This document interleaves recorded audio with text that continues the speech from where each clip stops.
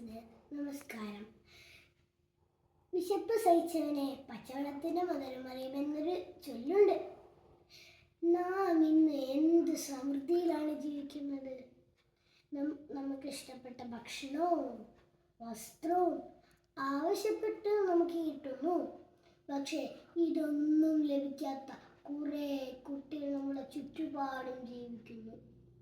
അങ്ങനെയുള്ള ഒരു ബാലന്റെ കഥയാണ് ഞാൻ ഇന്നിവിടെ പറയാൻ പോകുന്നത്. എൻ്റെ കഥയുടെ പേരെന്താണെന്നോ? ആഗ്രഹം.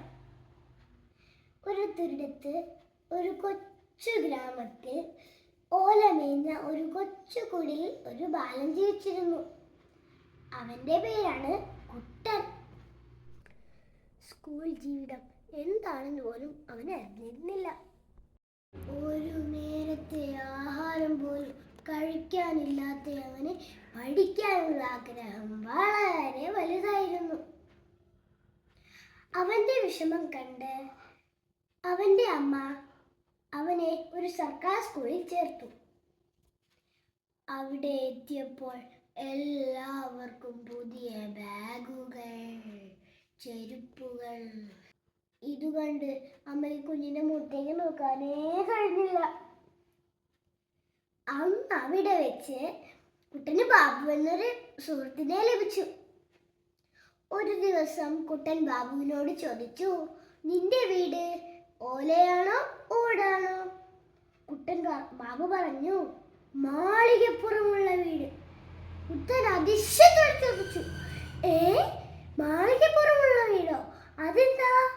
ബാബു പറഞ്ഞു, നീ അങ്ങനത്തെ വീടൊന്നും കണ്ടിട്ടില്ലേ?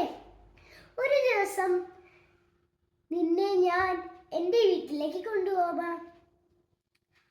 ഒരു ദിവസം ബാബു കുട്ടനെ കൂട്ടി അവന്റെ വീട്ടിലേക്ക് യാത്രയായി.